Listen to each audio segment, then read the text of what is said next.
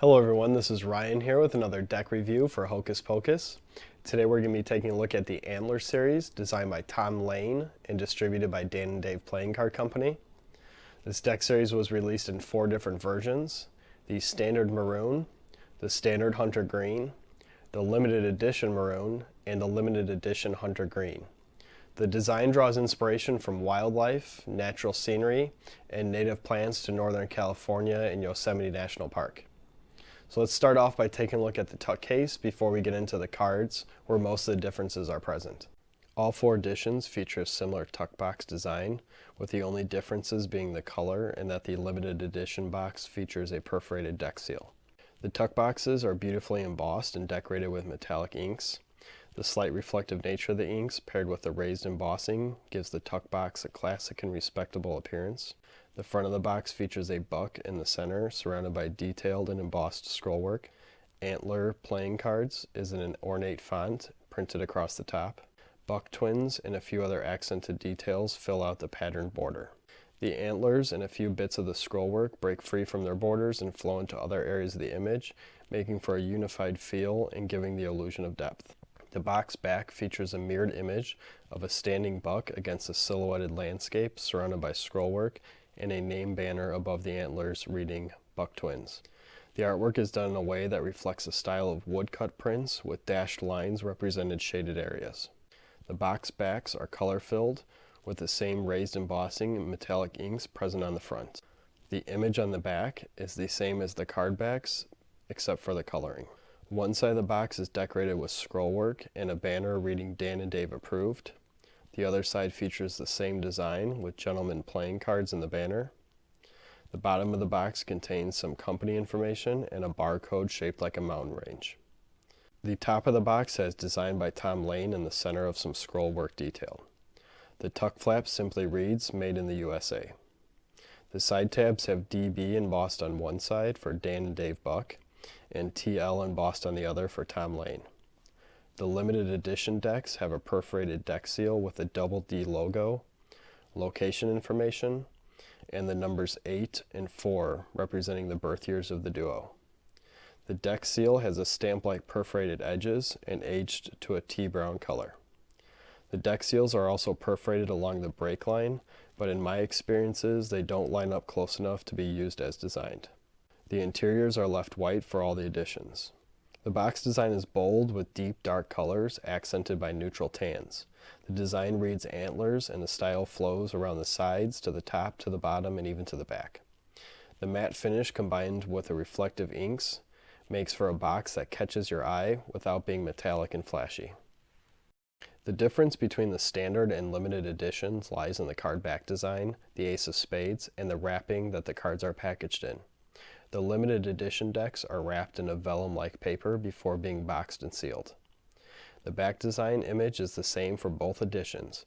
However, the limited edition is colored in full, while the standard edition is a monochromatic scheme. The standing buck against the silhouetted landscape is mirrored on the card backs. The scrollwork breaks the dotted border box in a few places and extends into the white borders, making for a traditional border look with a slight twist. The rich colors of the limited edition deck and the stark contrast of the standard edition both portray the antler theme well. The ace of spades is unique to each edition. Both editions display the mounted buck with a highly detailed scrolled ornamentation between the antlers. Established 1984 is printed near the bottom, again representing the years the twins were born. The limited edition aces are color-filled in either maroon tones or hunter green tones. The standard edition aces of spades are outlined in their respective color and left unfilled. The 2 jokers in each deck are non-traditional and read antlers diagonally across the face. The font from the tuck box appears again on the jokers as well as the designer's name. In place of the word joker, the word buck sits in the top left and bottom right corners. One joker is in the hunter green color, while the other is in the maroon color scheme. The court cards resemble the traditional courts, but are dressed in the colors of the deck. Hunter greens, maroons, and tans make up the color palette. The courts are the same between editions and colors. The number cards are again traditional in design. Heavy pips and bold fonts are laid out in a standard pattern. The pip design used is hard to explain in words, but when you see them, the slight tweaks are noticeable.